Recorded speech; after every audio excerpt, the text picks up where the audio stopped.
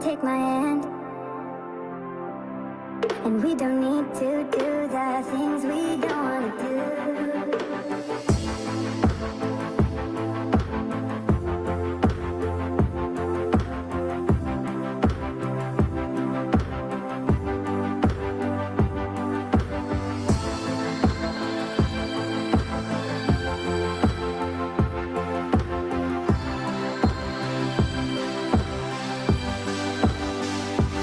Baby, while we're young,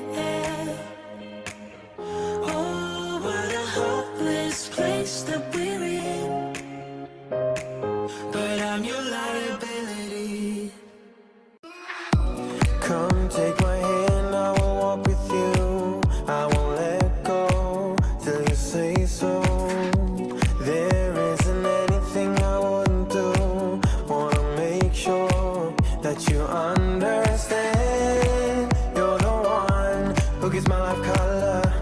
There is no another. With your hand in mine, let me go by your side. Let me go by your side. I wanna stay in your sunlight. I wanna wake up with you by my side. Without you there is no tomorrow.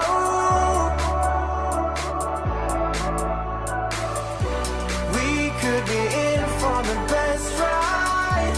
Want this to last for the rest of our lives. Without you there is no tomorrow.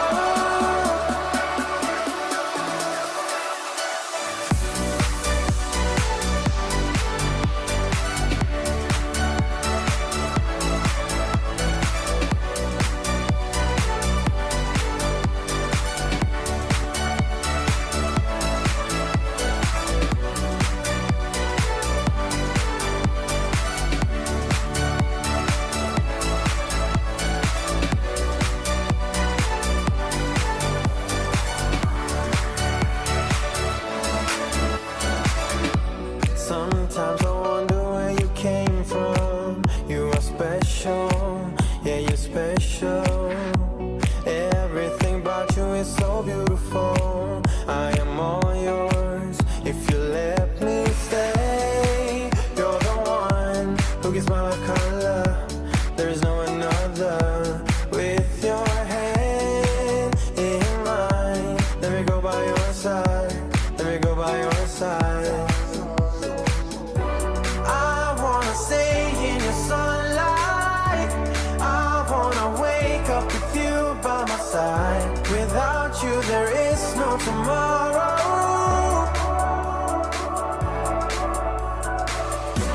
We could be in for the best ride.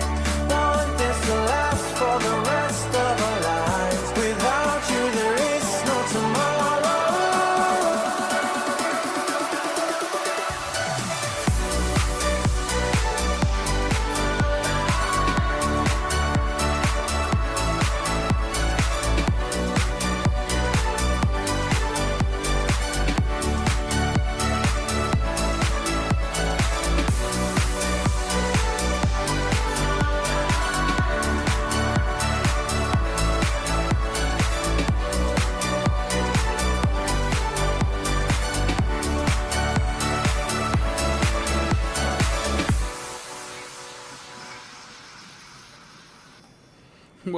Well, we got a full panel tonight here. There is Jerry coming in all the way from, where are you from, Jerry? Tell the audience.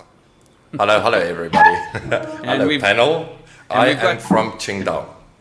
And we got the Barretts in the house, and also, she's just connecting back to the stream. There she is. Xiao from iChongqing and from the lovely city of Chongqing.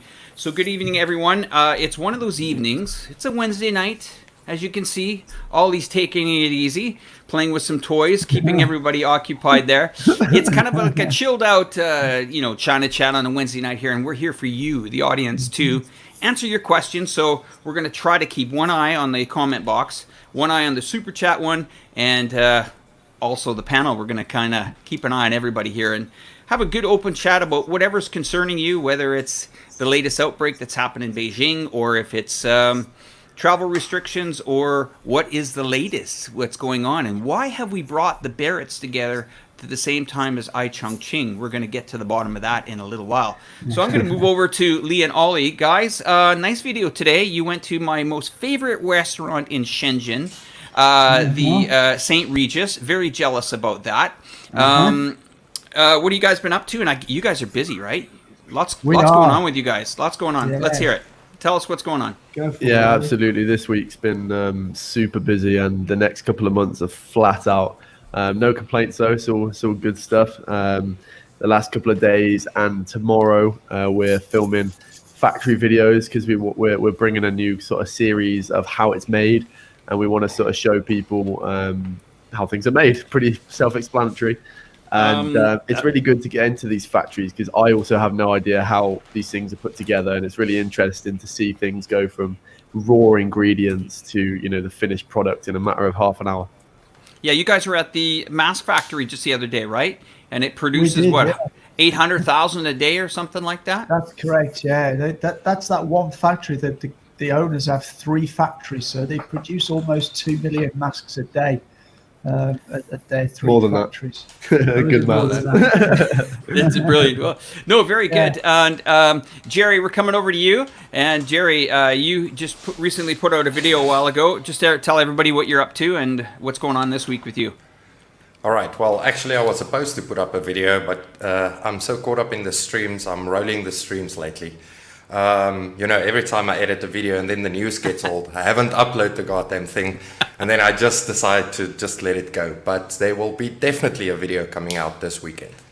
Okay, well, good. I mean, yeah, you had the Barretts on your show last week. You've been flat out, and thank you very much, Jerry, for your contribution this weekend.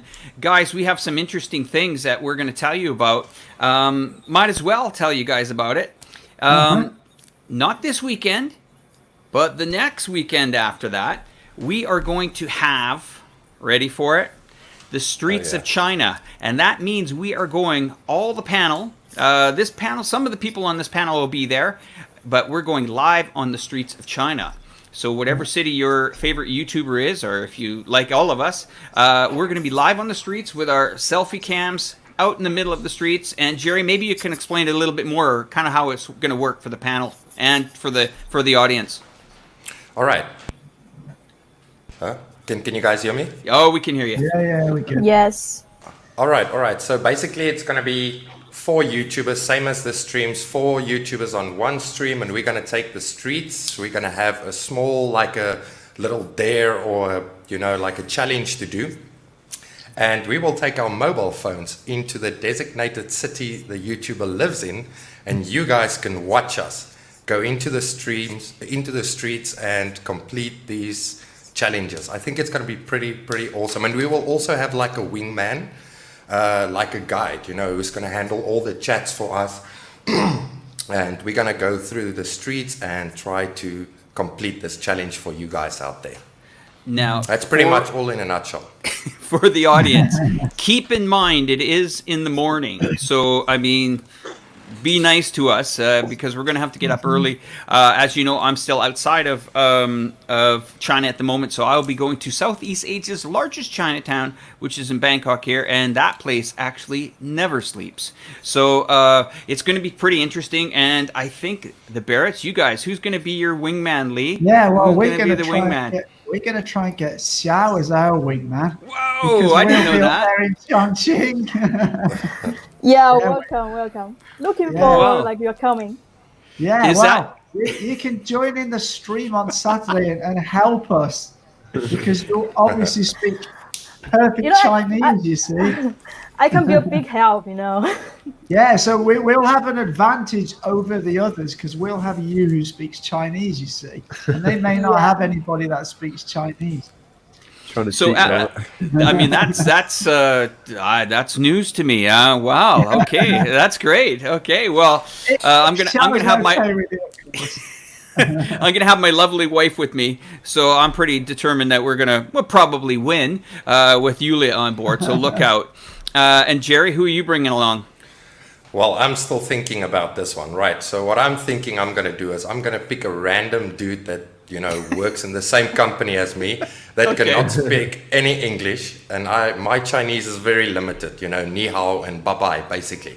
So I'm going to take him with me into the streets and we're going to try figure out what the hell is going on. So, yeah. And I think it's not only going to be, kind of like a scavenger hunt or dare us to do things, but it's also going to be something like we're going to be your eyes to the streets of China. And if you want to see what food looks like or, you name it, we're gonna get it done. And I think we're gonna, go right till our batteries burn out on our mobiles. So it's gonna be fun. Now, to pull something like this off, what we're going to do is we're gonna need a couple of people in the studio while we venture out on the streets, because I can't even show you what I'm looking at in front of me now. I've got a camera here, one camera there, a mic here, and a screen there. We can't obviously do that when we're all live in the streets. And We're also going to probably have, I believe, we've confirmed Blondie in China has confirmed to also take up on that challenge. And whatever's not on that 4-person adventure that weekend, we're going to probably try one the following weekend after that. We'll see how it goes. But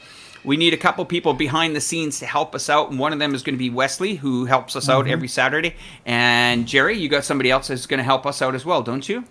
Yeah, we're going to bring Jack in. He's kind of clued up with stuff like that. So Jack will maybe, pull up some maps showing the cities and where we walk and stuff like that, just to get a little bit of insight of what we're actually really doing. So yeah, it's going to be quite adventurous. Now, go ahead, Ali. Please do. And ask if did you guys put that together, didn't you? Did you get any inspiration from anywhere for that idea? It's funny. Jerry and I, it was on, I think, Saturday night. I was sitting in a restaurant here in Bangkok, and Jerry said to me, look, Alex, we've got to, what can we do to push the envelope on these live shows? And I said, I don't know, let's think about it. So we chatted, we went back and forth some ideas. Yeah, this is good, that's good. And then I said, why don't we hit the streets? And he says, brilliant. Okay, this is what we've got to do. We have to do this on the street, and we've got to try this. And I said, are you sure we can pull this off? And he's like, well, we've got Jack, we've got Wesley. I mean, we've got to take people to the streets of China. We have to do it. It's too late. We can't turn back. So that's how crazy. And it kind of started with that. Then it went to a full, I think, 5. You guys got the bulletin, a full 5-page PDF about how it's going to go down. Now, here's the part. We don't know, to the audience here, we don't know if this is going to be, we're going to be able to pull this off. We just don't know. Yeah. But we're going to damn well try. Sounds like it's going to be its own little reality TV show. I'm looking forward to it. Obviously it might be a little bit rusty on the first 2 sort of, tries, but I'm sure we'll sharpen the sword after a few weeks, and it'll be rocking and rolling. I'm looking forward to it. Yeah, I think the biggest hurdle will be the technical issues. As long as we can iron those out, I think we'll be good. What technical issues, Lee? What technical issues? We're professionals here. We are. We've got all the gear, so it should be good. All the gear, no idea, Leah's though. I'm looking all over my office here, and I'm thinking how many battery packs I have. Somebody said, "Oh, you got to have battery packs." I was like, "Okay, make sure your mobile 4G is good enough." I was like, "Okay, yeah, right." And then I thought, how am I going to answer the questions with all the people? And that's where we came up with the wingman and the wing lady and all that kind of stuff. So some other questions coming in. Guelo's not here tonight because he is traveling with another TV crew somewhere around China filming. He will probably not be here Wednesday because he's been going full throttle, I think, since 7 a.m. Monday morning right up until about 11 a.m. on Wednesday. So he's going to put out a community posting anyway to invite his channel to get in here. Last week was pretty interesting, quite the show. And we're moving forward with some interesting things coming up on the following Saturday. Lee, do you want to just tell the audience what we're going to be up to on this Saturday show? It's quite a nail-biter, actually. The Barretts are a bit frozen there, but I'll tell you guys what Saturday's show is about. It's about, we're going to talk about Huawei. A lot of stuff has come to the surface in regards to Huawei lately with the CSIS. It's a Canadian, kind of like the NSA with the United States. They've been caught red-handed conspiring with the FBI to address one of the top executives of Huawei. And Lee, you might want to add to that. Yeah, I lost you for a little bit there, but yeah, basically, there's some information come to light during the court process that some of the information that America supplied to Canada, which was the basis of her arrest, seems to be a bit sort of not as it should be. It all hinges that the arrest was based on that she tried to defraud HSBC Bank. And they said this because... no problem there. We're having a few issues here with the with some of the connections out of Shenzhen there. Xiao, I'm going to go over to you now. Welcome to the program, and it's nice to have you on here again. We're going to be... Lee, you guys back? I think so. Okay, sure. we're going to... Xiao, I'll come back to you in a second, Lee. Sure. So, Xiao, thank you for joining us in the program today. And, the reason why I brought you on today is also because we have the Barretts on, and the Barretts are going to Yes. be going to Chongqing. Yeah. And, and so, can you tell us about what you're expecting from them when they come down there, or how is it? What have you ever invited bloggers down to visit you in Chongqing before? Will count you in. Like, I get you now. When you already are here in Chongqing, right? But I've been to Chongqing, yes. Yeah. And your organization, iChongqing, is basically to promote the city, correct? Yes. And the Barretts are going to be coming down there, and they're going to be doing some filming with you. And so let's talk about that for a while here. And sure. maybe so I have a question. Okay. I don't know. Yeah, Barrett, is this first time that you come to Chongqing? Because I know you were in China for a while already, right? Have you been to Chongqing before? I haven't been to Chongqing. It'll be my very first time in Chongqing, and Ollie as well. So we're super excited because, we've been watching some of Alex's videos. We've been watching some of your videos on the iChongqing website, and it looks like super cool. And we've heard that the sort of atmosphere in Chongqing, as you know, Shenzhen is a sort of Silicon Valley of China, and there's a lot going on. So everybody's like very busy all the time. It's not kind of a chilled out city. So everybody's rushing. And we hear Chongqing is much more of a laid back city. People are not in such a rush in Chongqing. So. Yeah, like relaxed more, maybe I think. But in Chongqing is like, I would say, okay, first I want to ask, do you eat spicy food? I like it, but so I will think about like where to take you, like when you come, because the food here, it can be a challenge. It's so delicious if you really like spicy or you would like to try spicy. This is perfect place. I don't really like spicy. It's okay if it's a bit spicy, so I might have a problem, but I think Oliver will be absolutely fine. I'll enjoy that. Guys, I'm gonna add this. My wife, she really likes cocktails, and we were going to a lot of these. Chongqing has this very vibrant, very beautiful cocktail bars, pretty much in the city of the center. And then as you go out the town, they get even more unique. But there's this one famous guy that was mixing us these drinks, and he says, "Have you had Chongqing?" I think it was a Chongqing vodka or something.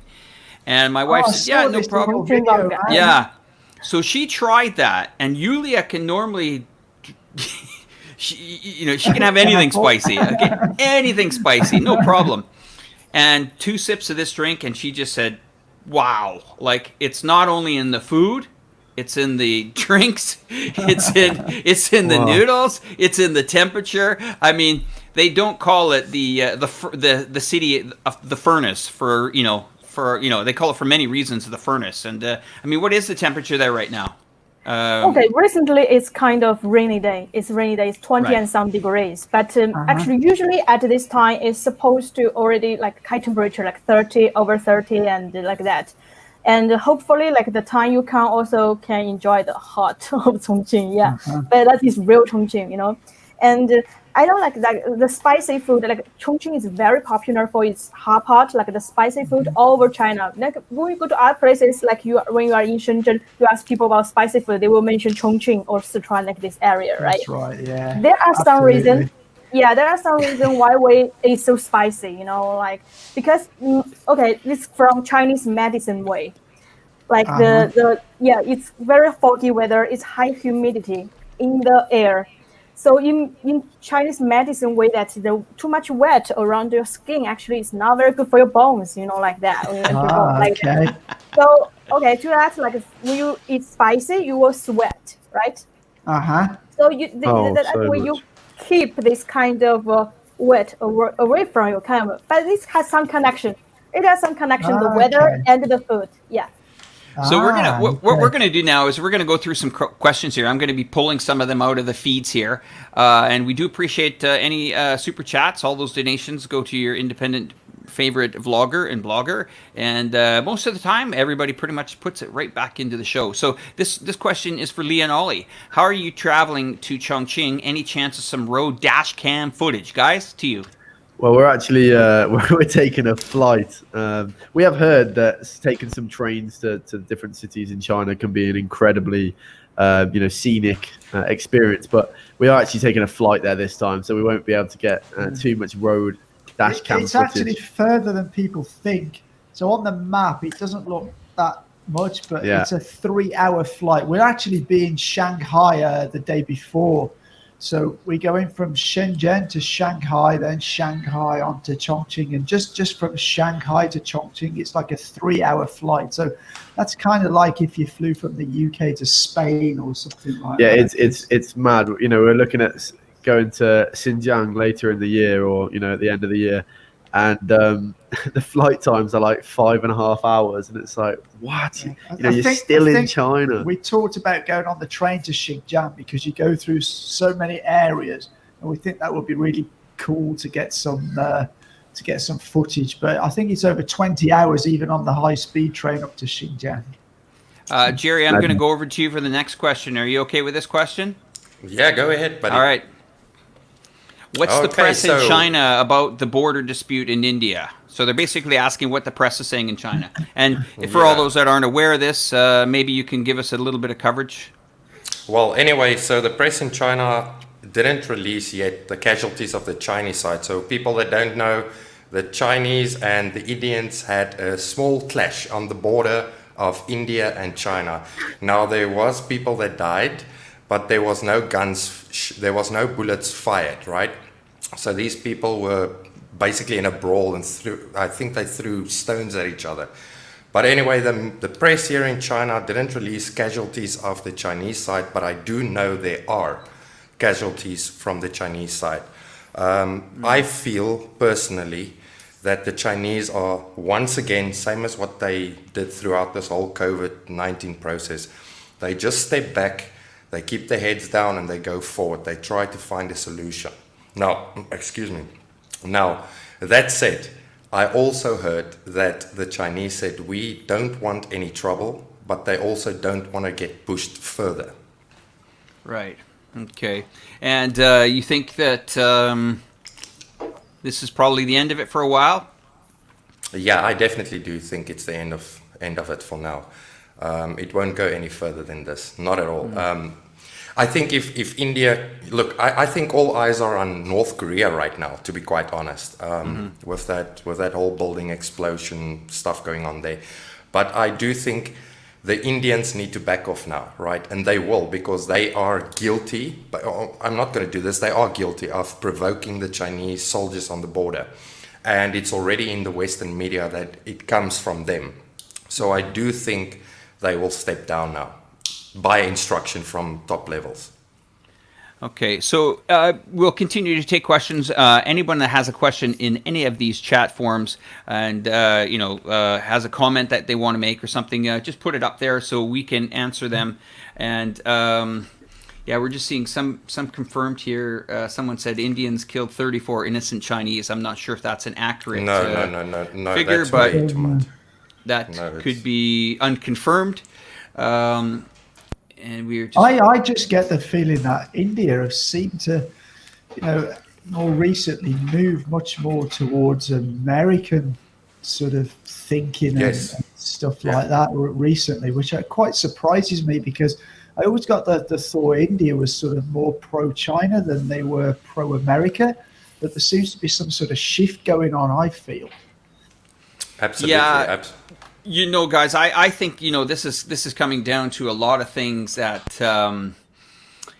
people aren't, quite aware of. I mean, if you look at what's going on in Beijing right now with the outbreak and them trying to get control of that situation, we haven't really seen the economic fallout yet. Now, we're starting to see it. We're not seeing it on the financial markets, which is very, very odd. I would have assumed by now we would have seen quite a sell-off on the world financial markets. We had a little bit of a bump last week, but a rebound this week, which is completely surprising to me.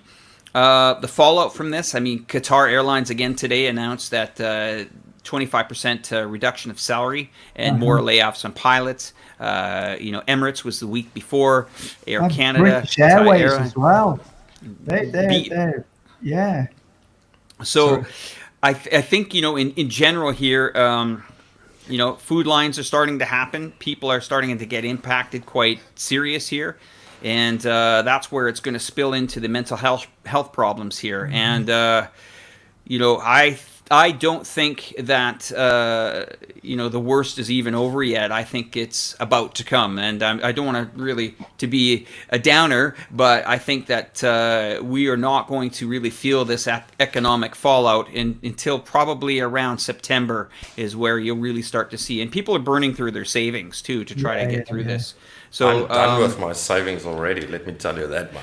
I mean, John makes a good point here. He says financial markets are in denial. It could be that, with the Fed in the United States, they are putting a lot of money into the market, but that money's got to be paid back. I mean, the Canadians have been printing a lot of money. Everybody has. What is in the UK? What's happening with there in the UK? Well, again, they're printing a huge amount of money. They had a scheme that for a majority of workers who were not able to work, they paid 80% of salary. The government did, but as you say, that money has to come from somewhere. So they've been issuing sort of huge amounts of bonds on the bond market. Obviously because interest rates are very, very low. But at some time in the future, that needs to be paid back. Something I was reading yesterday, which is very interesting. There was one of the analysts from one of the big banks or the big finance houses was suggesting that over a period of the next few years, they think the dollar could lose as much as 30 to 35% of its value, simply because the Fed have printed so much money. As that money works its way through the system. Whether that's the case or not, I really don't know. But just going back to what you were saying about economies, excuse me, I think of all the nations around the world, China are probably the best placed to recover, simply because they've got, I don't know the figures, but Jerry might know, but there's somewhere I think between 400 and 600 million people in China now who are sort of looked at as being middle class, and they have spending power. And I think, they've probably got the biggest, okay, you have got a similar amount of people in India, but you've got nowhere near as many that are of a sort of middle class or got money to spend. It's a much poorer nation than China. So I think for China to get their economy going, they can turn to some extent to internal consumption to kickstart that economy, I feel. I want to add to this. With the financial crisis that happened in the United States and the housing crisis many years back, it was the Chinese that came in and, put a line under it and said, look, we're going to come in and help with the stimulus. So are we going to see a repeat here again?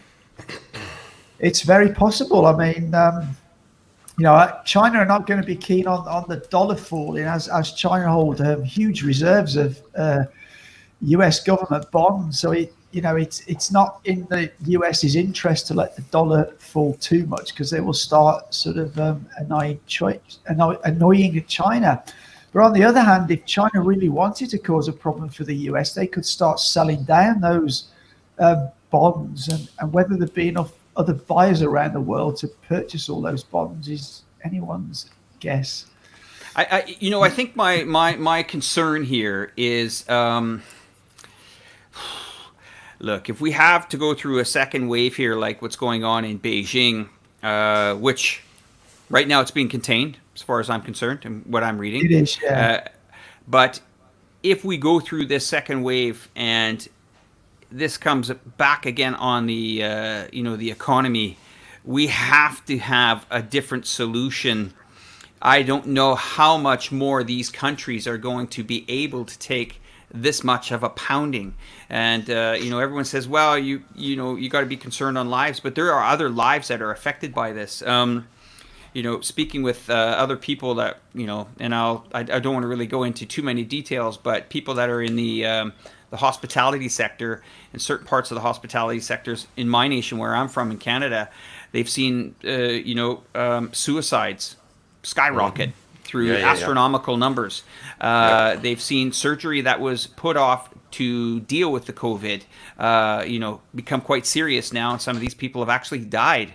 So I don't know if can we learn from this the second time? Do we say, right, if we're gonna have to go through something like this again, do we say, right, people with underlying breathing and health conditions need to quarantine, masks need to be implemented? I mean, is there a guidebook that we can get through this? Because this, guys, I tell you, I don't know how much more the humans are going to be able to take of this. Anybody want to comment? That's an interesting point you make, actually, about quarantining and taking away certain people with higher risk, because you're not worried about your school kids. Typically, you're not worried about. We're very lucky that this is a virus that doesn't attack children as much as it does with people with underlying medical conditions. So it seems sensible, if they were to have a widespread outbreak again, that now we know more about the virus, it would be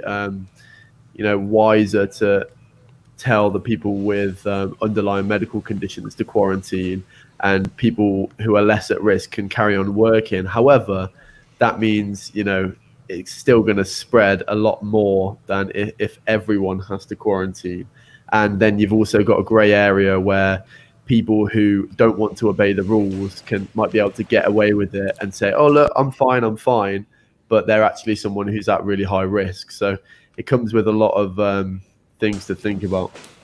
It's certainly very interesting. I mean, I see that in the UK and certainly the USA now. It's almost as if they're going to open back up and just let it spread. I mean, I think they're past the point of containing it in those countries now, whereas it's been pretty well contained here in China and where you are as well, Alex, in Thailand and like South Korea. But there's some countries like, certainly the UK, the US, some of the South African countries. It's that widespread in the community. They're almost past the point of being able to contain it anymore.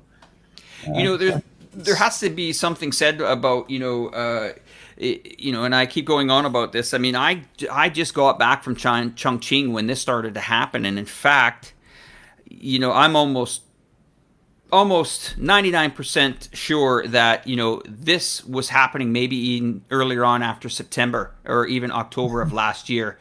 People were getting mysteriously sick. I'm not a conspiracy guy. I'm just putting that out there. But what I'm saying is that Thailand was notified by China, and they knew that we had a problem. And Thailand receives the largest amount of Chinese visitors, almost four times what the United States do. And what is bizarre is we've had, unfortunately, 59 deaths, but not a lot compared to the United States, who's had one quarter the amount of Chinese. So it's not just... There's something to be said about preparation here. I mean, absolutely, yeah. Things came down pretty hard here, and I was chatting with a few people the other day, and they said, and wild stories, of course, about just going to mute Jerry here for a sec. Just wild stories about people being boarded up in their homes, not allowed out. I mean, it's the media really doesn't want to accept this in certain ways, and certain governments don't want to accept the responsibilities. I mean, China really took it hard. I mean, complete, total, utter, shutdown. And I mean, you're still feeling it, right? We're still feeling it over there. That's right. So it is very strange, Alex. Like you say, and I'm also aware of that. A huge amount of Chinese tourists go to Thailand, and yet, logic would suggest if it was being spread by Chinese, that Thailand would be kind of devastated. You'd have huge amount of cases, a huge amount of deaths, but that hasn't been the case. So there is something sort of odd working through here. So I do think that. I mean, the governor of New York was saying that when they looked into the the strains of the virus they got there, that pretty much everything they got in New York had originated from Europe, not China. So it is interesting, and like you said earlier, Alex, that they were seeing some of these sort of strange respiratory illnesses in France and Italy earlier on, and in the US, even as far back as maybe July and August. So there is something. I mean, I eventually think they will get to the bottom of this. If You know what, guys? I want to tell you a story here. When I got back from China, I was everything was fine, but then I started to get this, and I did a video on this. This is funny. I showed it on one of my Bangkok videos about me going to the hospital. They put me through lung tests because they said, geez, we're going to test you to see if you have water on the lungs, or you're going to have, if it's pneumonia. So they tested me for pneumonia. Nothing happened. And then they said, well, I had this burning sensation in my chest. It wouldn't go away for about a week.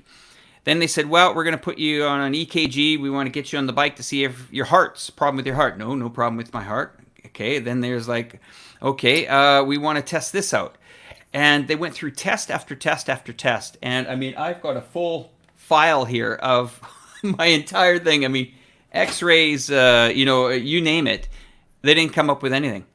And it was it felt very odd. And I think a lot of people maybe have had this and don't realize that they've had it. Yeah, I think you're probably right there. Jerry, you've talked to anybody that feels that maybe they've had it and they didn't? Well, that's funny. I just had a comment in my comment section from Phoebe Pup. She says, I believe my father passed away from COVID-19 last year, August, in South Africa. So that's kind of scary, man. And that actually brings me, let's just go a little bit back, what you guys were speaking about earlier. You know what, Alex, like you say, a second wave, I don't think the world is prepared for this, right? But what I want to say is, and I'm not, please just understand me, I'm coming up for Chinese systems because I really believe in them, right? The Chinese are made to save. They are built to save up throughout their whole lives, right? They get like a small amount of salary monthly, and I promise you they save like 70% of their salaries. So that is one of the reasons it works here in China to get the people through this whole thing, right? Because these people have backup. They are built to save. The Western world doesn't do this. We have big mortgages, we have huge debt all over, and people like to spend over there. If the people in China spend, they spend it internally, which is cheap products. Everything is made here. And that is why the world hates China so much, because they so much rely on China at this moment to get them through this whole thing. And China is just focusing on their own people, their own country right now, you understand? So that brings me to the India-Chinese thing as well that happened. I think it's so blatant, or it's so open now that America is trying to push countries all around China. They use Australia, they use India, well, obviously on the border of China, but they use all these countries to do the dirty work for them. And yeah, man, it's not going to work this time. Now, if you go to South Africa, we cannot even keep our goddamn electricity on over there. I don't know if you guys know about that. But South Africa is a total mess. And if they must go through a second wave with the master president we have, I think then, Alex, what you said, the spike of, suicide and stuff like that, I think it's going to be a new normal in the world, So yeah, I guess where I'm trying to get at is I will rather be in China, going through a second wave than anywhere goddamn else in this world, to be quite honest. I'm going to add to that, Jerry. So, I had quite the, we'll call it cordial conversation with a few people on the weekend, and they blasted me pretty hard. They said, are you delusional on what you think is going on in China? And I said, tell me differently. And I'm all for, if somebody can come up and say, show me differently, and they said, wow, why do you support people being, barricaded and locked into their apartments? And I said, what video are you watching? And, they said, give me 5 minutes. And, it's, if you think for a moment that most or a majority of the world doesn't understand China, you're pretty accurate, because a lot of people don't understand China, period. They they sit and they really hammer. Like, I mean, I've really taken a lot of crap over the last, I would say, 3 or 4 months, where people are saying to me about, this is where it originated from. Okay, we get that. Thank you very much. You've reminded us 1,000 times where it potentially originated from. But there has to be some. Yes, there has to be some responsibility for other nations. Like, if you know it's coming, get ready, prepare for it. And still to this day, even in parts of my country, still to this day in parts of my own country, nobody's taking many precautions. They're just, we're gonna move through it. Some are being very serious, and the ones that actually are being serious about it are being, dragged in front of the media saying, look at these people panicking and look at that. Or you get the total opposite side where people say it's within my right and I don't need to wear that. So I totally understand people getting upset or feel that their lives being invaded because they need to wear a mask. But you know what? Right. Just do it for a couple of months until we get through this. And if we were all wrong about this, then okay. But is it that much to ask? I mean, let's ask the viewers. What do you guys think is the right way out of this? I had this comment up on the screen here from Jamaica Funk. The only real solution is a vaccine.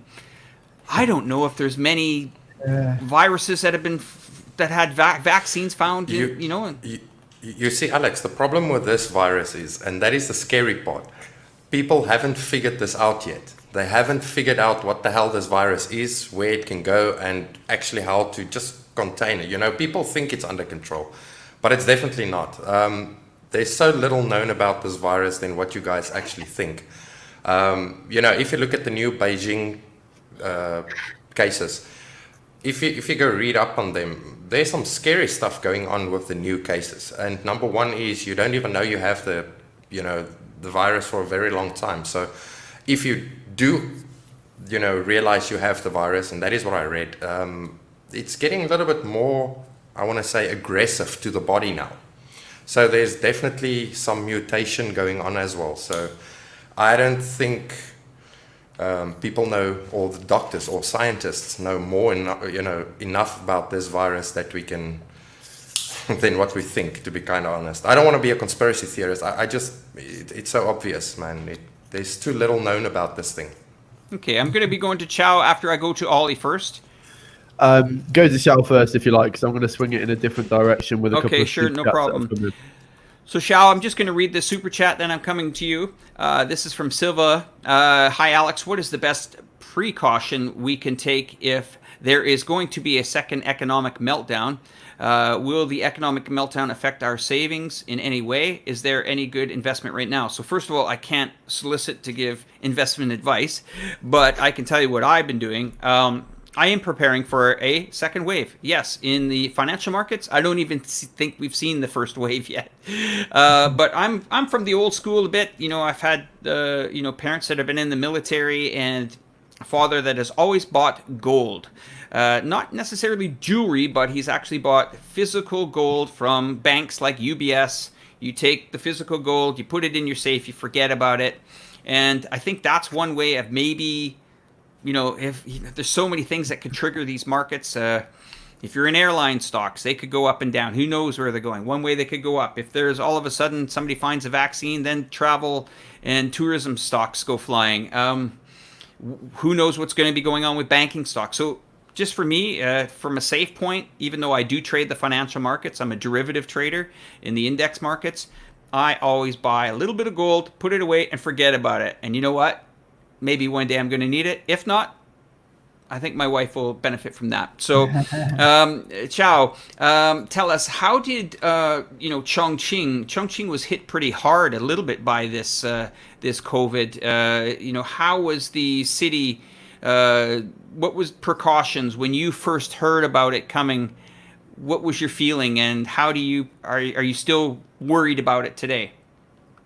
You mean from the very beginning till now, right? Yeah, walk us through a city of 33 million people, how you prepare. Let's keep in mind, most of the people watching today are not even from China. So how does a city, the size of New York or bigger, prepare? How fast did it happen, and what's going on now?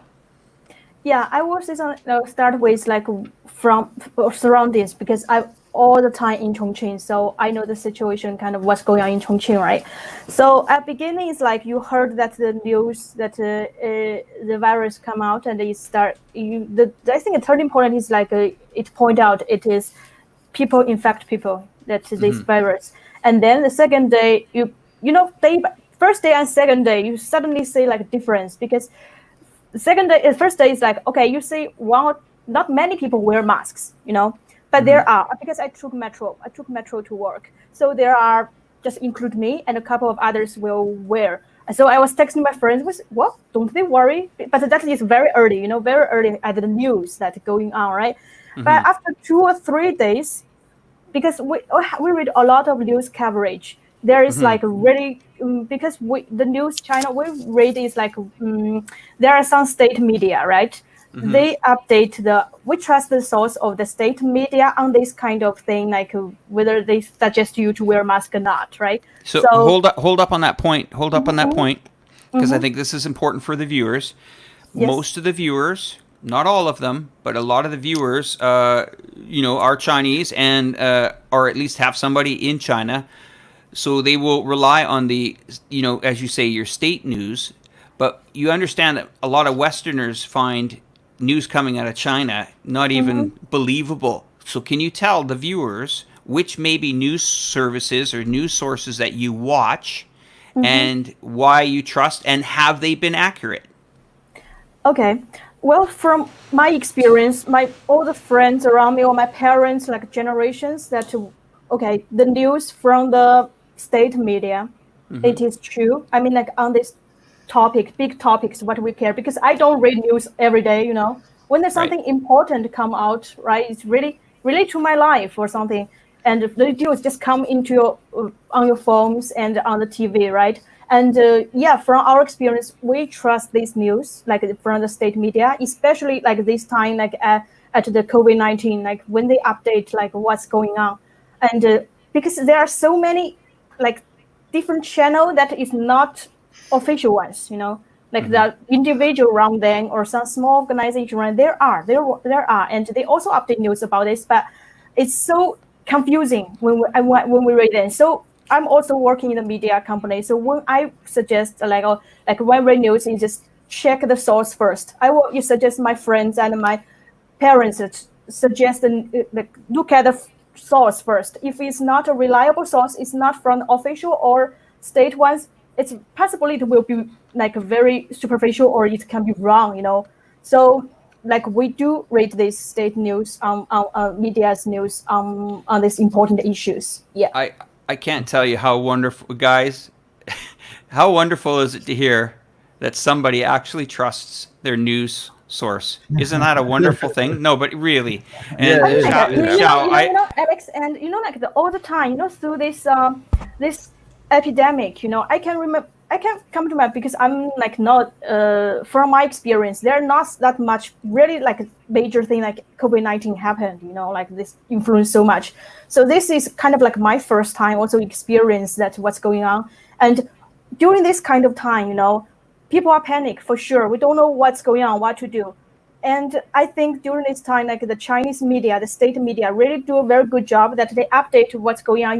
What's going on around, even like on the provincial level, on the city level, the city news and media, also like iChongqing, we update this news. Like I try to provide to the expats that we're reliable source that they can get the accurate, really how many people infected or what kind of measures you need to take when you go out. Do you need this health code or whatever like that to going around, and can you come back or take quarantine or not? We all offer this kind of news around, and it's all from the official and state media one, and we rely on it to carry through this whole time. Because if there's no media to trust, that's so hard, like it's, yeah. You want to know what I found extraordinary, and I think this panel is going to agree with me here. When people say that the Chinese were not transparent, listen, I watched cranes and drones flying over a hospital being built from scratch, okay? They took their news crew into Wuhan. They had live 24-hour coverage of building a hospital from dirt. And then once it was built, they brought the media crew in the hospital and walked down the halls of the hospital, and people are saying, "Oh, these," and I just, when does it stop? Where when is enough? I mean, listening to Chow just now, what you were saying about, the media that you trust it. I mean, it helps for sure. But I'm impressed to hear that. Okay, I'm very impressed to hear that. Yeah, when they ask us to wear mask, and we think it's really important. It is time we should wear a mask because the state media and the official media order say that. So, like I said, on the subway, first day maybe not, but gradually a lot of coverage on this from the reliable source, people start to wear. I mean, like just 2 or 3 days, I say everybody is like kind of in the metro wearing a mask. Yeah. I think John has done a bang-up job here, and of course nobody's going to give it any love right now, but that's why we are the voice for everybody out there. Well, you're getting trashed, we're getting trashed, so why not? Let's all be in it together. I'm going to go to Ollie. Ollie, you got something to bring up? It was actually to swing this in a slightly different direction with the super chats that are coming in. Just wanted to give a big thank you to Hoover Chang and MW Lee for sending the super stickers, and then we've got a super chat statement question in from Dun. China has started selling dollars. That's why Pompeo has to meet with the Chinese foreign ministry in Hawaii soon, according to the Russian Time. Yeah, so I have no this take on is that. something I actually read about a couple of days ago, and it seems to be being kept very hush-hush what this meeting is about, but it's actually been confirmed that the meeting is taking place. So there's some high-level officials from the foreign ministry in China going to Hawaii to meet with Pompeo. But when the sort of Reuters or AP, if I read international news, I tend to sort of have a little bit more trust in Reuters and AP than many of the other sort of sources. And both of those agencies approached both the American administration and the Chinese administration, and neither would say what this meeting was about. So that's quite an interesting one.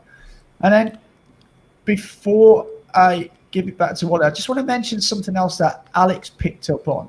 Not Alex, sorry, Jerry mentioned, where he was talking about that America now are trying to get other countries to do their sort of dirty work for them. And I would agree to some extent with that. And you see now Australia are in a very difficult position because they've tending to start to side with the US, and they're becoming very anti-Chinese in their media. However, their biggest trading partner for Australia is actually China. So I think they're going to really have to be kind of careful. And as we know, Canada is sort of doing a bit of dirty work for America as well with the arrest of Meng Wanzhou. And that's looking more and more likely that it's going to backfire on them big time if sort of things play out the way they're playing out at the moment. And, to add to that, and I'm going to come back to you, Ollie, just going to finish my point to add to what Lee is saying.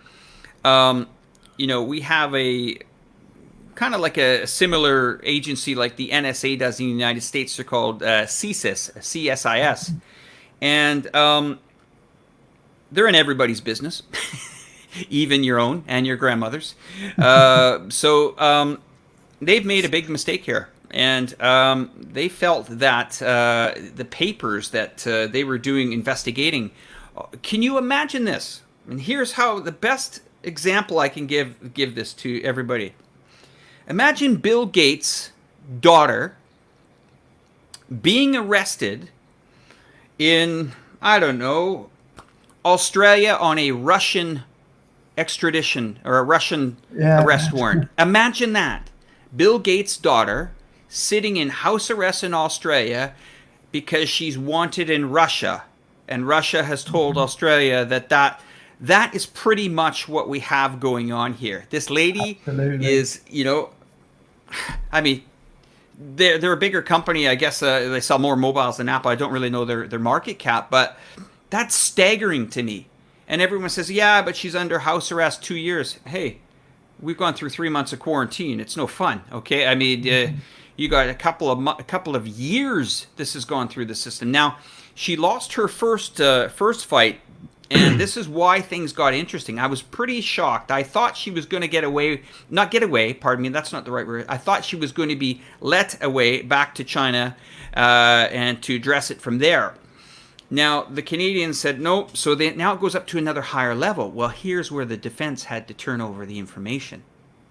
And it's not good. So, Ollie, did you have something else you wanted to finish? So there's actually another super chat, and I won't add on to that one, but we've got Fluff in Fluff. Thank you for your contribution. Let's face it, trust nowadays is not built upon facts, but emotions and prejudice. People rather trust what makes them feel good instead of what's true.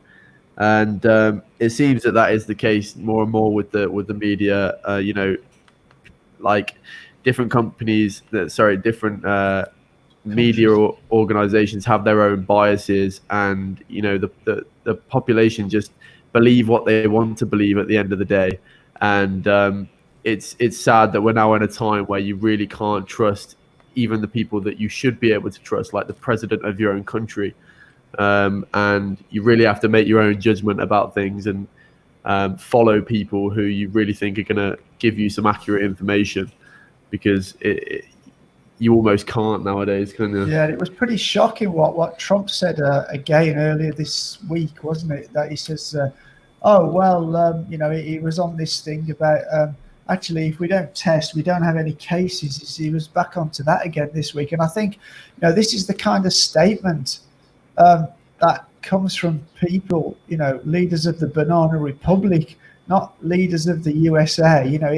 He was saying that, first of all, he said they've got the best and most advanced testing in the whole of the world. And then he was saying, well, if we stop testing, we don't have any coronavirus, because if we don't test, nobody's got it. And this blows my mind that this comes from, the leader of one of the most powerful countries in the world. This is a statement you'd expect, like I say, from a Banana Republic leader, not a flipping, one of the most powerfulest countries in the world. It just blows my mind, how stupid a statement can be made by somebody with such power. Just to stay on the Ming subject, I mean, there is a possibility of what she has done. She might just very well be partially guilty of something. We don't know that. We're not going to know that until it plays out in the courts. But, I mean, normally how these things go, and this is just from my experience trading the financial markets, is, through the 2008 and 9, not too many banks or bankers or anyone went to jail over that massive scandal. Now, what happens during these types of things, normally a company gets held criminally liable. And that means the company usually has to pay a fine. That's why I find it a little bit different here, that even so a company is found guilty on this, whether they're, top management and they have to take responsible, because, anybody that's, a director of a publicly listed company is not only criminally liable, but also civilly liable. So it's usually the countries that, fine Google, fine Microsoft, for outright doing something wrong, normally get hit with a fine and they move on. And I think why I'm bringing this case up, and I find it a little bit different, is we've got somebody that's, we don't know if they're guilty or not guilty, but they're being held in even under house arrest. So it's much different. It's much different. Yeah. What's interesting as well here, Alex, is that it's looking more and more like this is a political stunt. And if you remember, in the early days of the arrest, Trump sort of mentioned something about, she's been arrested. However, depending on how the trade negotiations go, I might, make some things so she can be released. And I think if you make a statement like that to me, then that suggests that it's a very politically motivated arrest. And this, like you've just said, it should be Huawei who they're charging with these accusations, not a person from Huawei. Yeah, and I think I often wonder as well, if they'd have arrested that person, if the CFO had not have been the daughter of the owner, or the director, for want of a better word. I'm going to try to nail my point home again about what I mean by accepting guilt. Many companies, Fortune 500 companies, S&P listed companies admit criminal liability. Many of them do. Many of them do. On almost a monthly basis, there is a lot of this going on the financial markets.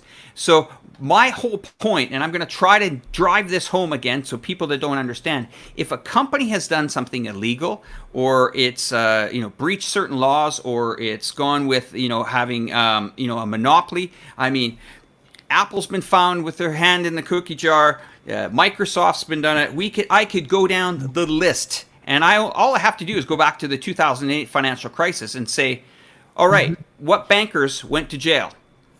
None. Okay, so, but were these companies held criminally liable? Now, maybe as a director or an officer of a publicly traded company, you have a fiduciary duty to your shareholders to abide by the rules of the Security and Exchange Commission. And what happens there is if you go file on that, sometimes they have 2 episodes. And a lot of people think that the SEC has criminal charges. They don't. The SEC can only give civil charges, to the point where if the SEC feels that there's some criminal intent, the Department of Justice gets involved, and then it's serious time. So why I'm trying to, again, hammer my point away here is that most everything I've seen that is, financially corrupt, or at least somebody's broken the law, has been held liable, but they've been fined. I very seldom see people go to jail, except when it's something like Enron or WorldCom, where it was outright blatant fraud.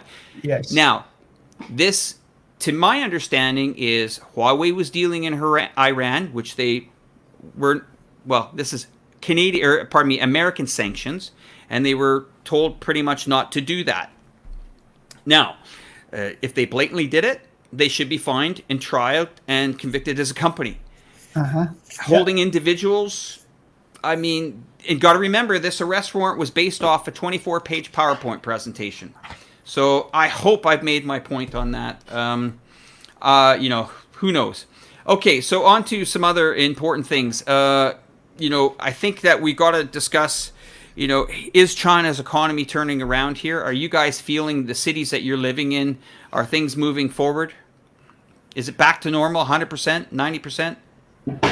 Certainly in Shenzhen it is. You've only got to go out to try and eat at a restaurant on the weekend, and you're back to waiting an hour to get into some of them.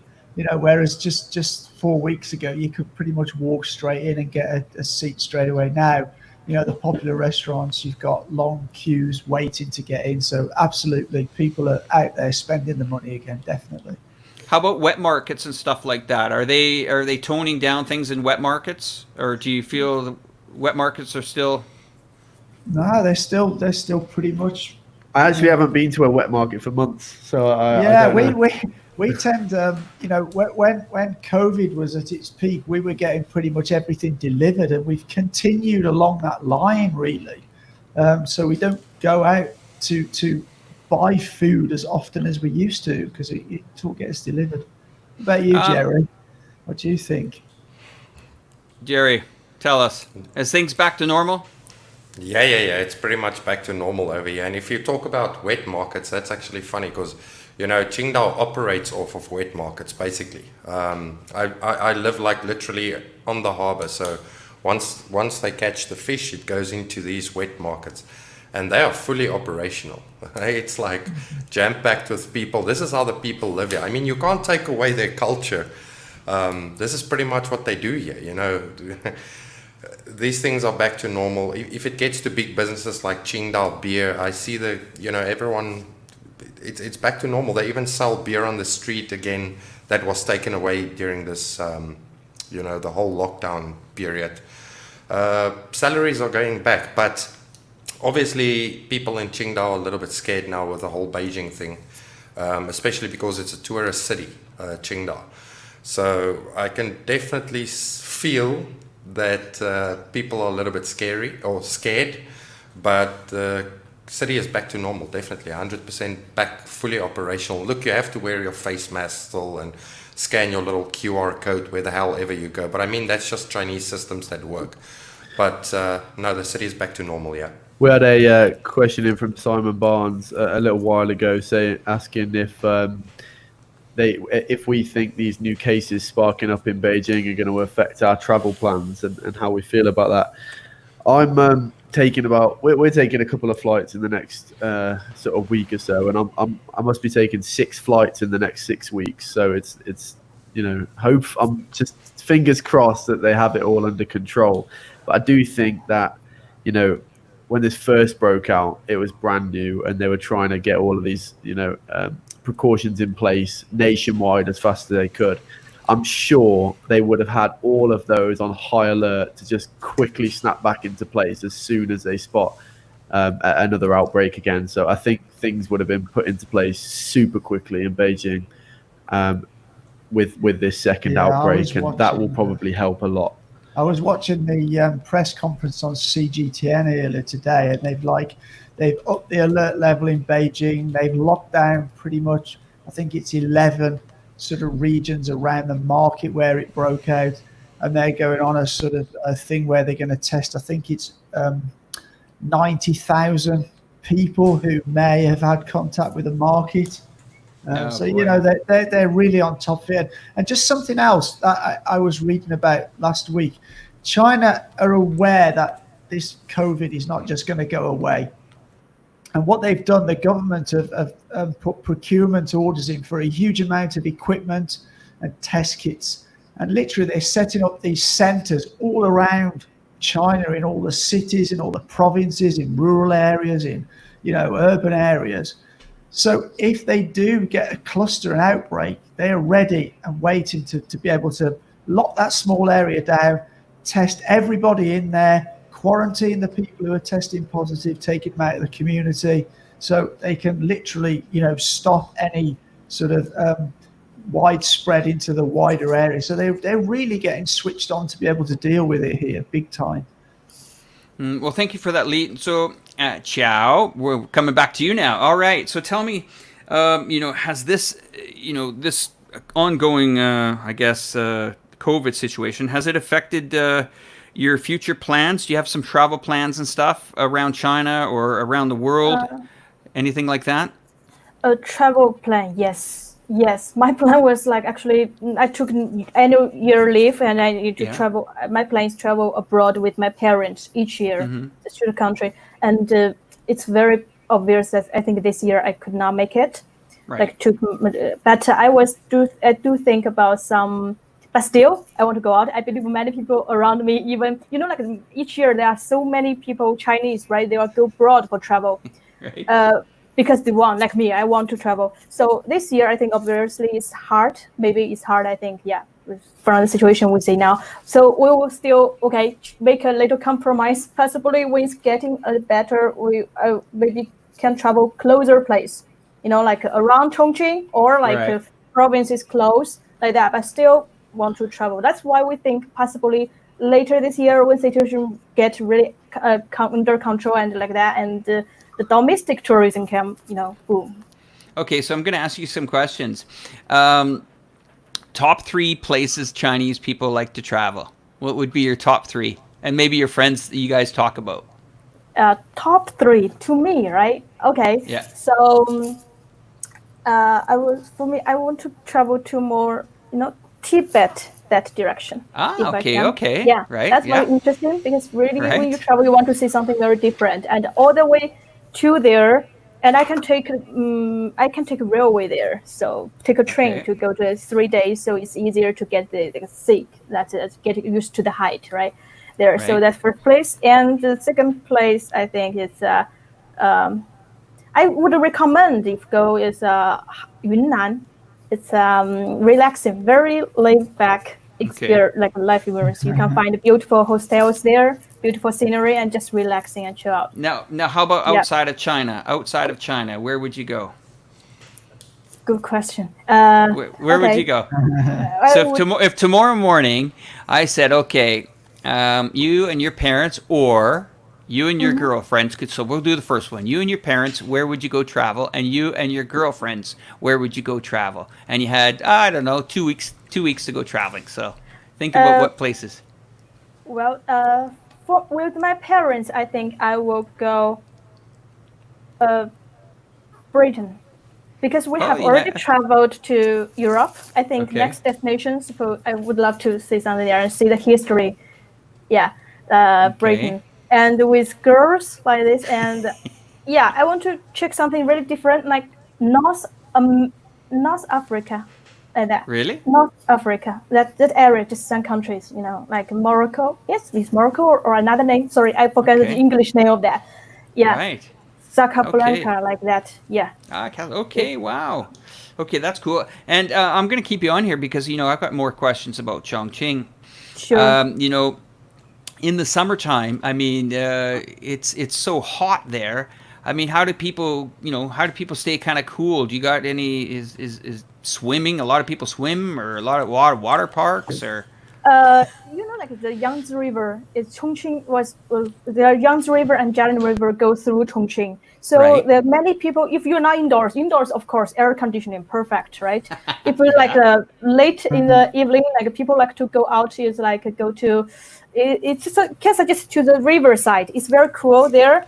And mahjong. Do you know mahjong? Like this kind of Chinese. Yes, I am very good with mahjong. Yeah. Some people will put the table in the just shadow, not that deep, like the river, just the bank of the river. There's some water there, right? And it's not so deep. They put the table there, and they will sit with their feet in the river and just play mahjong. It's cool in one way, and they are enjoying. Another thing, is that, let's say if you're welcoming a guest to come to your city, where is the number one place you would take them? Yes. Sorry. So if you were bringing a guest, or a guest was coming, let's say I was arriving, or a friend of yours was arriving to Chongqing for the first time, where is the first place that you would take them in your city? And it cannot be KTV. And it cannot be KTV. KTV is for saving for night, I think. Okay, usually like daytime, I will, like Paris, they will come. I think like I will bring to the downtown, like the Yuzhong Peninsula, where they there are a lot of scenic spots there, and will be a pleasure to take them to the Raffles City there, because you will have Raffles City. I don't know whether you heard about this. It's like Tell us about it. Maybe you know something about the in Philippines, the Marina Bay Sands. You know that hotel, right? Yeah. Yeah, the architect who designed Malaysia, that, right? In Singapore, I think. Singapore, sailboat. It's like sailboat, this one. Yeah. The same architect who is very famous one, and designed another architecture in Chongqing as its landmark now, Raffles City. It's like we call it. It's a little similar like the Raffles, like the sailboat. But if you check it on YouTube, like Raffles City, for sure you can get a lot of video of that. Now it's a new landmark of Chongqing. And Paris, like when you come, and for sure we can go to the top of the horizontal skyscraper. They said the crystal there. That is a sailboat. Sailboat built on dock, where the two rivers join together. Yeah, like there. So I can bring to the top of it and enjoy the Chongqing's night view. It's gonna be so spectacular. Yeah. That development was about $5 billion US dollars to build that whole shopping mall development. Huge. It was a massive amount, and I've actually been to both. I was in the one in Singapore. It's quite beautiful, but very hard to get up there. And you think you see the postcard of the one in Singapore, you can go up and there's nobody in that pool. Well, you're mistaken. There's hundreds of people in the pool, but in the one in Chongqing right now, it's not really discovered yet. And that's one thing I really enjoyed about the city, is that it's still. Yes, Chinese know about it, but Westerners, we don't really go to Chongqing. It's going to be the first ones to check it out and bring it to the audience. Really, it's going to be so great. Jerry, are we going to get to Chongqing someday? Oh yeah. I want to check it out. Let me be honest first, right? I never heard of. Okay, wait. First of all, thank you, Fluffing Fluff. You were the one giving this super chat on my channel. You're such a legend. Thank you. Anyway, Emma Zhang also laughed. She said I'm good at mahjong. Washa Chongor and Wabusha Waigor and Emma Zhang. And then Okay, and then I'm gonna go to your question, Alex. To be honest, I never knew anything about Chongqing. I saw these videos on your channel first, and it was awesome to check it out. And I did a little bit Google research on Chongqing, but it didn't grab me yet. And then as I followed your whole that series you did when you came for the Chinese New Year, it just grabbed me, man. And when I met this show from iChongqing, I figured out, hey, this is a kind of cool city.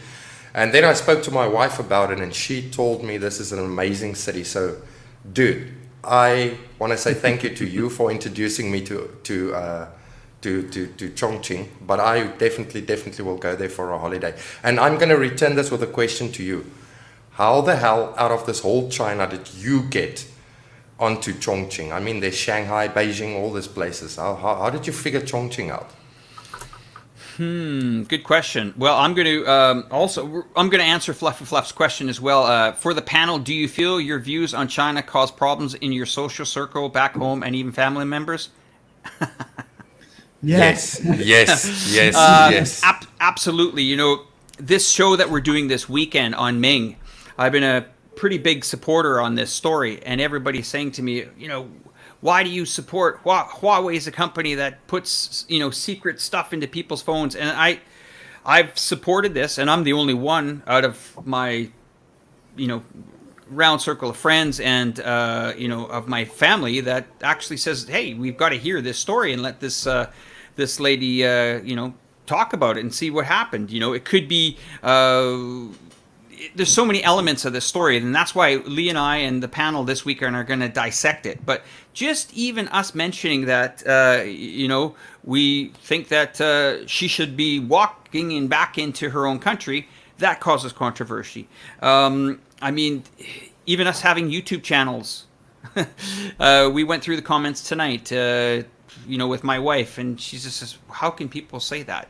Well, yeah, they can. So Fluff and Fluff, yes, it happens, and boy, does it happen. We take our fair share of stuff. So Jerry, on to Chongqing. Yeah. Good question.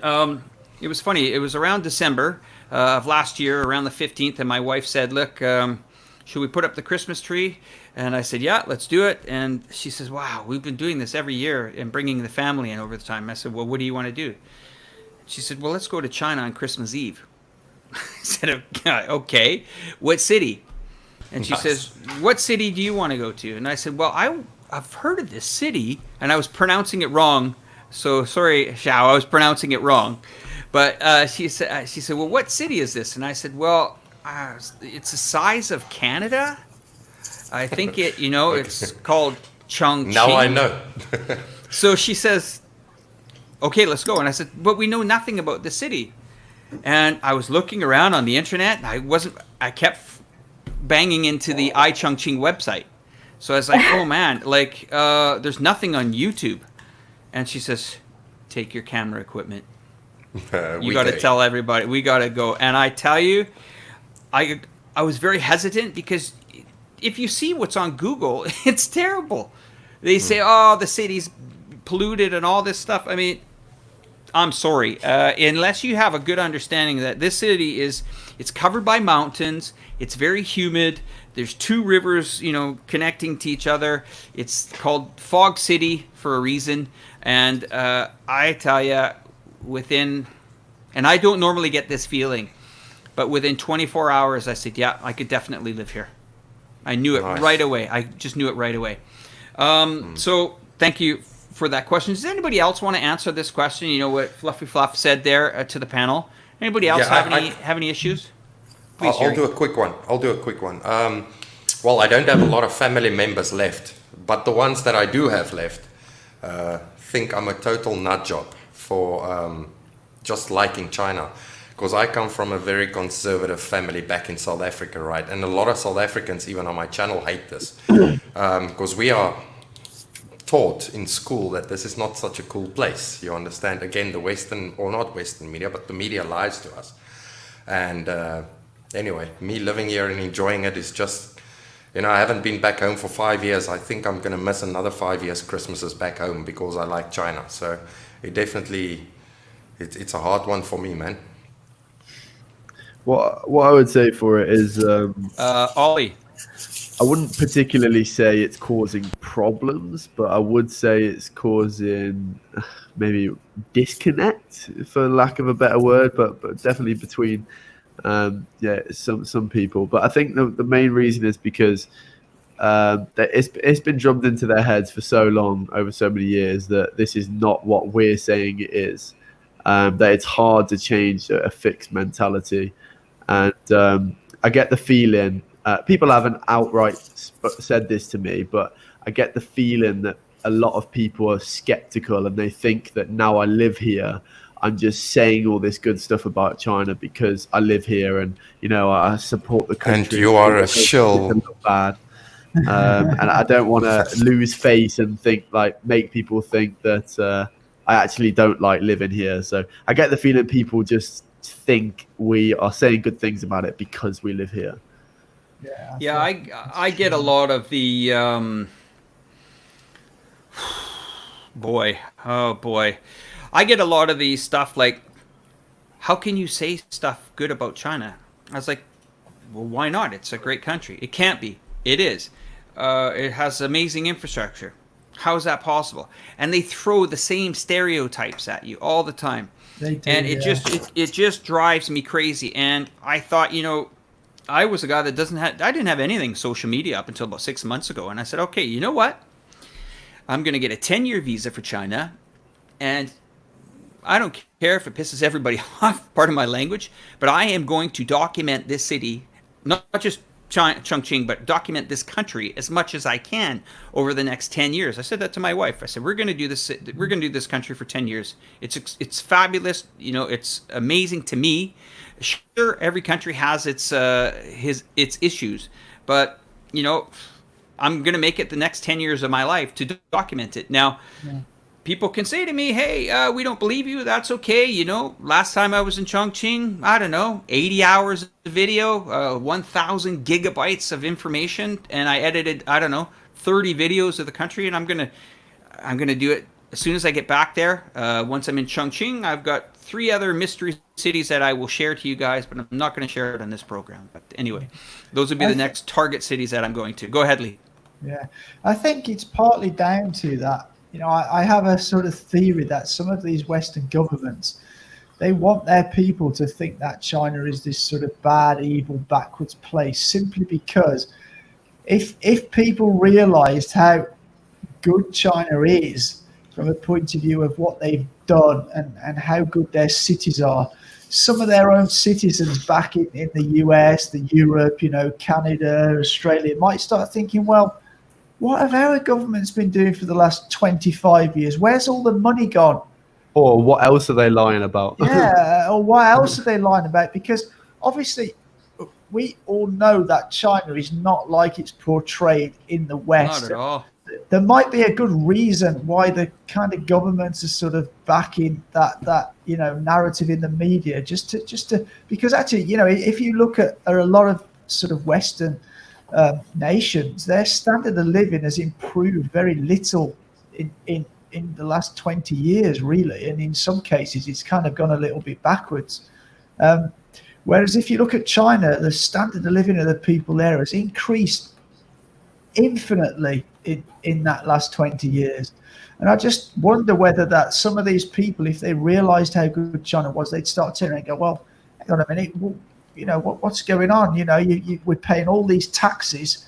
Where's all that money gone? And I just think there's a something to be said there for that kind of thing. Lee and Ollie, I want to add this. I was starting my Chinese social networking about a week and a half ago on Bilibili, and I went over there and I read the comments. Completely different than what I read on my Western social media. I can get that. Yeah. It was like, thank you for coming to the country. When you come to the country, please come to this city and please go to that city. And I was like, I'm in a different world here. So I mean, it's pretty amazing. It's very interesting, said Alex, because if I look at our comments on YouTube now, we connect with a lot of Chinese people who, maybe even second generation Chinese people who are living in England, Canada, Australia, the US. And I find the comments from those people are far more, even if they're kind of erring towards the negative side, they're far more constructive than some of the Westerners who sometimes, the haters from the Western side, they just kind of hurl abuse at you. They very rarely have constructive criticism or constructive negativeness. It's always just like insult. This is for Xiao. Sorry. My question is, I'm going to try to see if I can get this the best way.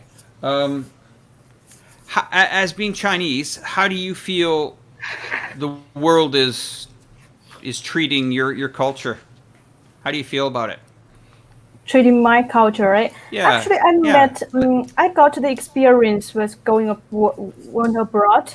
I was a Chinese teacher in Poland. So actually, plenty of people I met are very friendly. Not only there, but I also went back to China, and the friends I interact with, like the foreign friends, right? Like I feel like many of them like Chinese culture. I mean, like, like they feel like the calligraphy or the Chinese like history. I heard a lot of these comments. I don't feel hatred actually that much.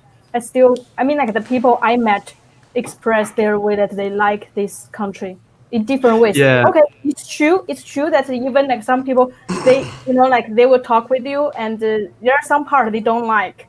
Yeah, but I totally understand. They are not aggressive. They just objective. There are some parts they like. There are some parts they don't like. I think it's like objective. It's okay. They're not aggressive. So to me, I'm lucky. Most people I met are really like the foreign friends. Like the culture in different ways. Yeah, but do you go ahead, Arlie? You have a question for her, please. I think you've hit the nail on the head there. It's because you've been conversing with these people, by chatting face to face, and that's the big difference. When you have face to face conversation with people, people tend to be much more how they'd be, their true feelings. But when they're hiding behind an anonymous account online, all their bitterness and hatred towards other people and the world come out because they have a brave, facade behind the screen. And I wouldn't mind if we're ready to move on. I've got a super chat here that I wouldn't mind mentioning. Yeah, please, Ollie. From Arthur Larson. Thank you very much for your contribution. Good to see you in here again. I don't live in China. I believe this is a guy from the US. I don't live in China. I have vacationed in China 7 times and I love it. My work and house are in America. Oh yeah, but I can't wait to visit China again. I love to hear that, because not that many people get the chance or feel like they want to visit China. I feel. Yeah, I think if a lot of them did, their mind would be changed very quickly. Absolutely. And I said to I had a call with my mum back home a couple of days ago, and I said, once my finances are stable, I will fly you out here and you will see a different world. You'll be blown away. And she's like, oh, will I? Oh yeah, I do know that the media can be, kind of deceptive sometimes. I was like, trust me, you won't believe how different it is compared to what you think. So Ollie, that's your mother. If you get your mother out there, I'll get my mother to China as well. Chris makes a good point here. He says most in the West don't like the CCP, nothing about the people, and that's pretty accurate. I would say. I would say that. I think some, unless you got some comments on that, Lee. I think sometimes though they hide behind that. I hear some YouTubers will say that, we like the people, but we don't like the CCP. Then they'll go, and the Chinese people do this and they do that and they do that. I think this is not strictly true, and a lot of the Chinese people will say, we and the government are one. Because there's so many people within the government in China. It's millions and millions and millions. So they'll go, I appreciate that they have the top level of government, but there's a lot of lower level government which are kind of the ordinary people. So I think from what I hear from a lot of Chinese is they don't see this massive distinction. They don't see it like in Western societies. It's kind of the people and the government, us and them. And I don't get the feeling Chinese see it like that. So I sometimes think these statements that, oh, we don't like the government, but we like the people. Because a lot of Chinese will say, well, the government are the people. It's all one. In my opinion, the people always reflect the government's policies and values anyway. I mean, it's interesting. I just think that we have an opportunity here as content creators to go out and document our daily lives, whether, like Guelo 60 does. I mean, he's telling it like it is every day, unfiltered sometimes, or most of the time. And even, Gyro Nation's Matt, I mean, he's been documenting his life for almost, I think, over 3 years in China. So, I mean, the more I think content it's that we, longer than that, actually. yeah, it might even be. Yeah. He's got almost 1,400 videos. That's I mean, right, it's us people that are going to these places, documenting it, putting it on the internet, and we're not trying to influence people. We're more trying to say, this is what it is. See it the way you want to see it, and maybe we can change some minds and bridge that gap that, I think it needs bridging. Because I think, if you're an American watching this program, you've never been to China before, there are some very cool things, and vice versa. I mean, when Chinese travel to the United States of America, they learn a lot of things as well, and they bring that back home. And they, I just think we have such an opportunity with, global trade the way it is. These two nations, instead of just attacking each other, if they just got together and bridge these issues, boy, it would be quite a wild ride. That's for sure. Yeah. It'd be amazing, yeah. So, Chow, just briefly chat with us. You're going to be expecting the Barretts in your city very soon. What do you, maybe you guys can chat. What do you guys kind of have planned there a little bit? Maybe give us a little bit of an idea of what you've got planned. Okay, well, we'd like to. Yeah. Do you want to go, Ollie? I'm not gonna lie, I've been so busy. I'm just, I haven't really got a massive idea. Yeah, I just know that we're going to be doing a lot of stuff. I think there's a lot going on. I think we're trying to pack too much into the time we've got there, actually. But we want to go to some sky bars. We want to do some adrenaline stuff. We're talking about maybe visiting a car and a motorbike factory. We're going to the hot springs. We're going to eat at some cool restaurants. There's like so much we're going to do. I just hope we've got enough time, because it sounds to me like there's such a lot to do there. We want to see the cultural side of Chongqing, the old style side and that. So there's just a huge amount of stuff to do. So we're pretty excited, man. We're pretty pumped. Can't wait to get there. It's such an enormous city. It's almost like you could probably be there for a month and not really touch the surface if you wanted to sort of do it, thoroughly. Well, my last visit there, Chow and Catherine, they took us out to some lady. What was her name? What was that lady's name? Yeah, it's Johnson. Do you know Chinese Johnson? The Chinese dress ladies wear from Qin Dynasty. Oh no, not Qin Dynasty, but early last century. That is kind of like the handmade dress, Chinese traditional dress. Yeah, I think we can I can help you find some of these places like that, because I'm a journalist, so I interact with some local people's local culture, folk culture thing. If you're interested, I can find some place to take you to enjoy the folk culture here, like the craftsmanship and also the food they make, the folk food here. Yeah, plenty. Like what you mentioned, just now is it's a lot. I think I can complete you some of the places. It's great. And the Two River cruise, because the Yangtze and Jiangling River goes through Chongqing, and you can have at night, especially Chongqing has a very beautiful night view. In China, it's it's very popular. Yeah. Oh yeah. Yeah, like that. You're gonna see beautiful sky nights at evening. So the cruise is definitely gonna try. Yeah, take it at night.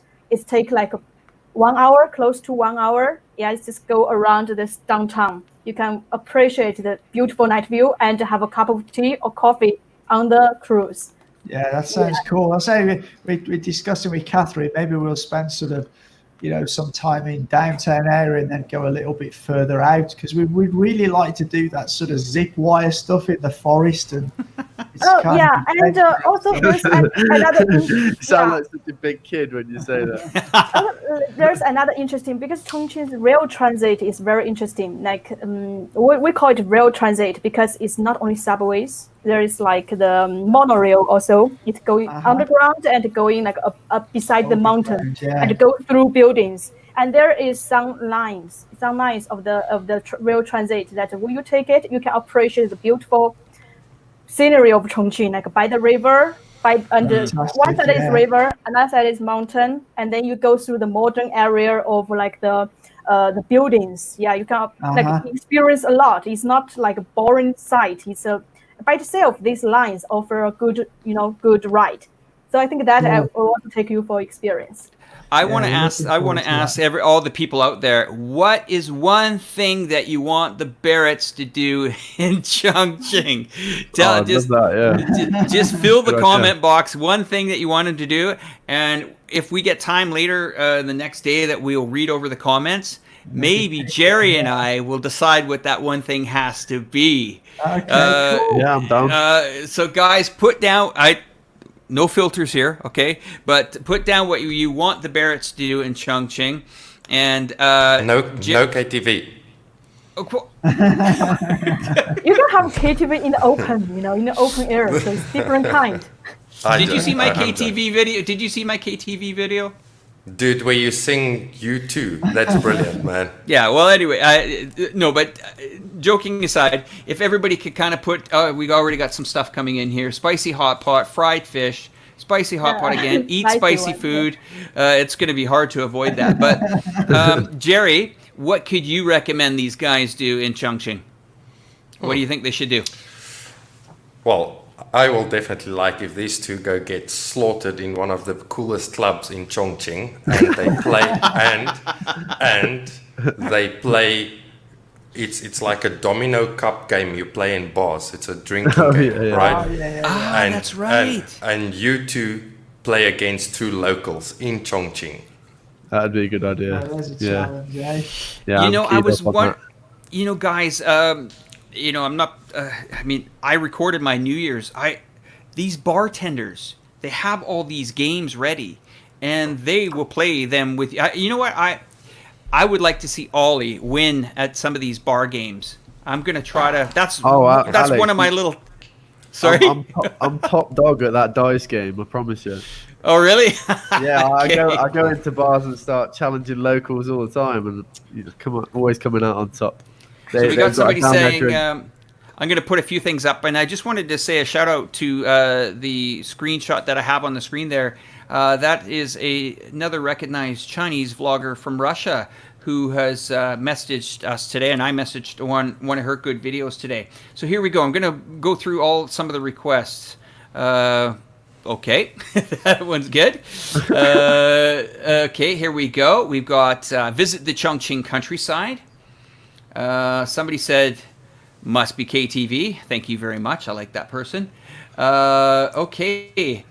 We pronounce this Chichikau. Is that how we pronounce it? Chichikau. Is that how we pronounce it? Yeah. Chichikau. And let Chinese take photos of the Barretts. I got just the tea house for you, gentlemen, for that. Okay, here we go. We got bar. That's for Ali, or I guess Ollie, not Lee. Here we go. We've got the Three Gorge Dam. All right. That looks pretty cool. Yeah. Okay, what else have we got here? We got Sparky Guy, no spicy for snarky, I might explode literally. Ooh, okay, thank you for that. All right, here we go.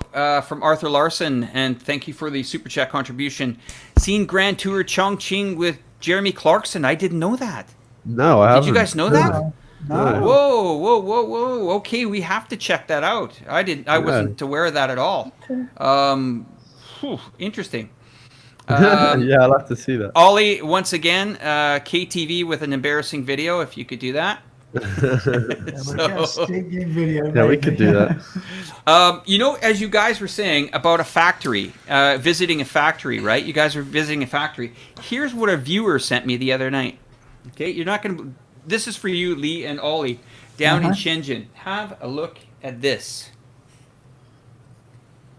Nice. Oh, yeah. This is solid die cast. Wow.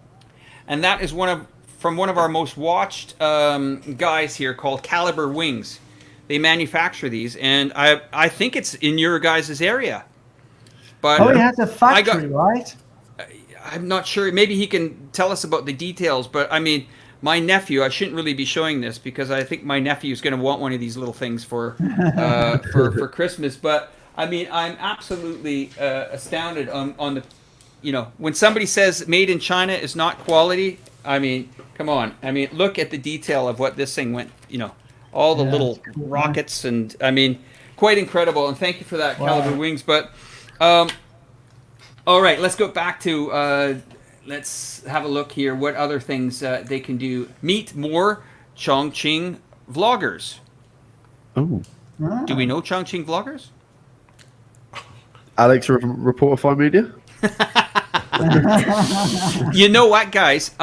Once that opens, we are going to get to Chongqing, and I think Lee and I and Guelo60, and I think even Matt, we've basically agreed that we should have a summit in.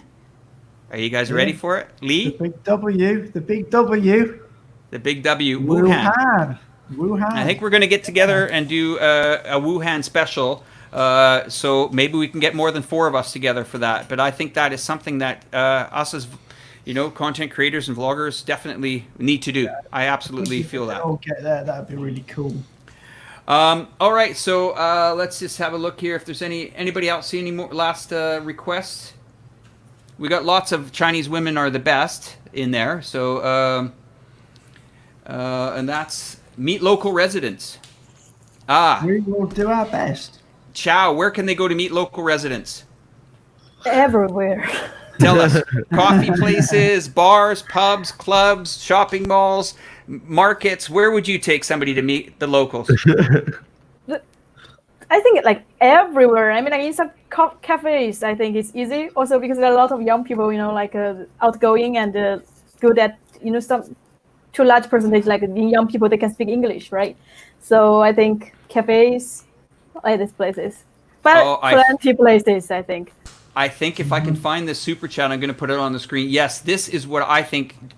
Jerry, do I have your support on this? Oh yeah, I think that, this is going to be a nice one. I think this is what you guys should do. And you know what? It's just out. It's not far from the Raffles Hotel. You go down the elevator, straight out back, and on the street every night. The locals are dancing. Oh yes, yes. This dancing. Don't join it. I want to see a video of that. I want. Jerry, are you in support of that? This is brilliant. So it means that IE dance, right? Yeah, the square dance. It's usually like the square dancing. Yeah, that's China's. My mother's age. No, China's national sport. Ollie, you're gonna promise me? Will you take Dad down there? Come on. I'll do it. Yeah, I'll do it. I'll join the IEs. Yeah. And you and when you guys are dancing down there, say we've done it for the China chat audience and Fluffy Fluff, if you can. We'll do it. So good, guys. We're gonna round it up here, and I'm gonna do around the circle. I'm gonna start with the Barretts, then I'm gonna go to Tiao, and then I'm gonna go to my good friend Jerry at This Is China, and then we're gonna wrap it up. So over to you. Take as much time as you need, Lee, and we'll continue to go around. Okay, take it away, Ollie. You've handed it over to me. Yeah. So, I just want to say thank you for everybody for joining. It's always a pleasure to be here on a Wednesday night. More sort of casual chat than the Saturday one where they sort of dig into slightly more deeper topics, more pressing issues. I enjoy having a Tyndall or two on set with the panel. Really looking forward to traveling to Shanghai and Chongqing very shortly. Lots of interesting stuff coming up in the future, and I guess I may as well use this time to just let everybody know that these live streams do stay up on all of our YouTube channels for 24 hours. And that is when they do get taken down and put behind our Patreons on our lowest tier. So if you do wish to support over there, you can get any sort of these shows. And I guess some creators are doing exclusive content Just on there as well. about the video we got coming up on Friday that we filmed today. On Friday, yes. So we went to a Rodamore factory, which is a Chinese hamburger. Extremely delicious food. And if you have no idea how your food comes, all nicely packaged in the supermarket, it's a good watch because it's really interesting how it does go from just a bag of flour to a lovely snack 30 minutes later. So that'll be coming out on Friday, and look out for it. Go ahead. Let's go with Xiao. You're up now. Tell us what's going on with you this week, and anything you want to tell the group here. Just before Xiao starts speaking, on the last Wednesday she was on, we had a load of comments saying how lovely she looks in our comments. So yeah, you have a lot of compliments, Xiao. Thank you. And first, like I'm here, and where my team and my colleague and I were waiting for you, like to come to visit Chongqing, and really can't wait to show you like these places that I know that you're gonna love. You're gonna wow at it. Yeah, like that. Yeah. And we'll get prepared for that. And it's a lot of places to check out. Yeah.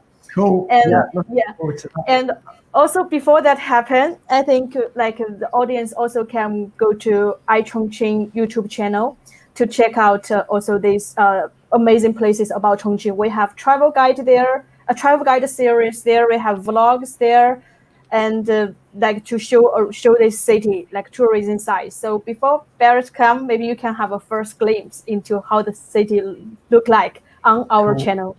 Yes. Oh, thank you, Xiao, for that. Jerry. All right. Before I say my happy things, can I just address something? Please do. Cool. All right. Gustav Gans. I've got one of these guys in my comments today. Jerry. He says, wait for it. He says, you always talk bad about China. Well, buddy boy, I don't. I just tell the truth about China. And I just want to let you know that, maybe just open your eyes, man. Look at all the other YouTubers' channels. Go check out more what they say. You will someday understand a little bit better, you weasel. Now let's get to the thank you section. I want to say thank you to the panel for once again having me on. It was lovely talking to you guys, and I from iChongqing talk about Chongqing. I'll definitely come and check it out sometime. And then I want to say thank you to each and everyone except Gustav in my side chat tonight. And then all the moderators, thank you so much for moderating down there, and all the super chats. Thank you guys. I do appreciate it, and I'll see you guys next time. All right. Well, that's thank you from Jerry. And for me here, I want to give a couple thanks out to the panel that continually comes together during these weekdays and weekends. Also to a very special person to me, Michele Ponte. He has helped me arrange my office and my cameras and my sound to improve my shows. And he's a great guy that behind the scenes really helps out a lot. And I look forward to bringing him to China when we are allowed into China. I have another video coming out on Chongqing. I believe I'm going to try to get it produced and edited by this weekend. And from there, I've got another surprise, but I'll save that for another time. But I just want to say a special thanks to all of you who come out here on a Wednesday evening or Wednesday morning, wherever you are. It really means a lot to us. And watching our videos, just sharing or even liking them helps us along the way. And anybody that has contributed to our code from WeChat, thank you very much. And pose a question to us if it hasn't been answered. Put it in our one of our comments on our videos. But from all of us here tonight, in Asia, we thank you once again, and we look forward to the big show on Saturday called Let's Talk China, where we will be probably tomorrow morning releasing who's going to be on the panel for that. Thank you, everyone, again for joining tonight, and a big thank you from me. And we'll give it a nice goodbye from all of us. All right, take care, everyone. All right, Good night, have a good evening. everybody. Thank you. Bye-bye. Bye for now. Bye. Bye. Bye.